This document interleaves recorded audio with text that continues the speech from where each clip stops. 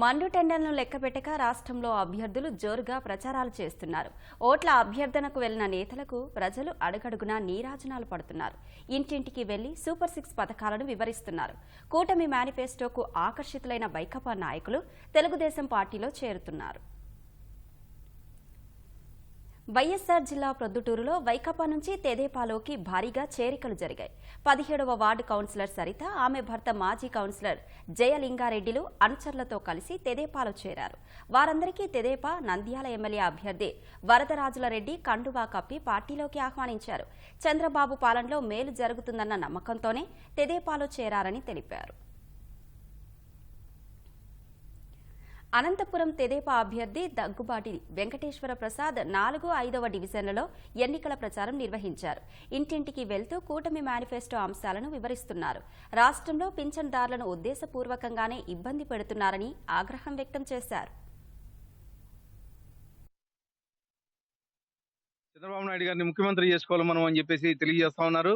అలాగే మా మేనిఫెస్టో వచ్చిన తర్వాత ఇంకా బ్రహ్మరథం పడుతున్నారు. మేనిఫెస్టో లో ముస్లింస్కి అయితే ఏమి, తర్వాత కాపు కమ్యూనిటీకి అయితే ఏమి, ప్రతి ఒక్క సామాజిక వర్గానికి న్యాయం చేశారని చెప్పేసి తెలియజేస్తా ఉన్నాను. అలాగే పెన్షన్స్ గత నెలలో కానీ దాదాపు 33 మంది చనిపోయారు. ఇంతకుముందు పంచాయతీ సెక్రటరీ ఒకటే పనిచేసేవాడు ఊరికి వెళ్ళి. దాదాపు 12-13 మంది ఊర్లో సిబ్బంది ఉన్నా కానీ కనీసం వాళ్ళకి పంచుకోకుండా ముసలిని చాలా ఇబ్బంది పడతా ఉన్నారు. కేవలం బురద జల్లే కోసమే పెన్షన్స్ ఆఫీస్కి వచ్చి తీసుకోమని చెప్తున్నారు, లేకపోతే బ్యాంకుల్లో వేస్తున్నారు.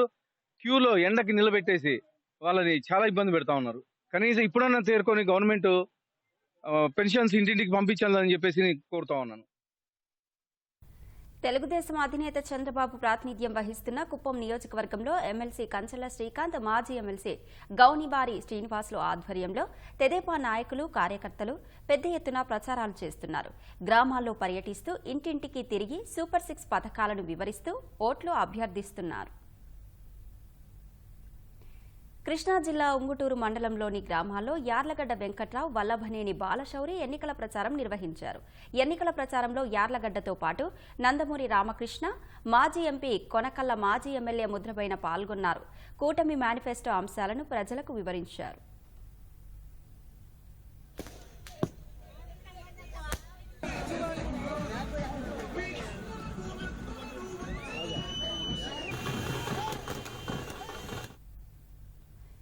ఎన్టీఆర్ జిల్లా వీరులపాడు మండలం జగన్నాథపురం నరసింహారావు పాలెంలో తెదేపా అభ్యర్థిని తంగిరాల సౌమ్య ఎన్నికల ప్రచారం నిర్వహించారు. ఆయా గ్రామాల్లో భారీ బైక్ ర్యాలీలు, కర్పూర హారత్తో ఆమెకు స్వాగతం పలికి అన్ని సర్వేలు ఎన్డీఏ కూటమిదే విజయమని చెబుతున్నాయని తెలిపారు. ఎన్డీఏ ప్రభుత్వం ఏర్పడగానే గ్రామాల్లో మౌలిక సదుపాయాలు కల్పిస్తామని హామీ ఇచ్చారు.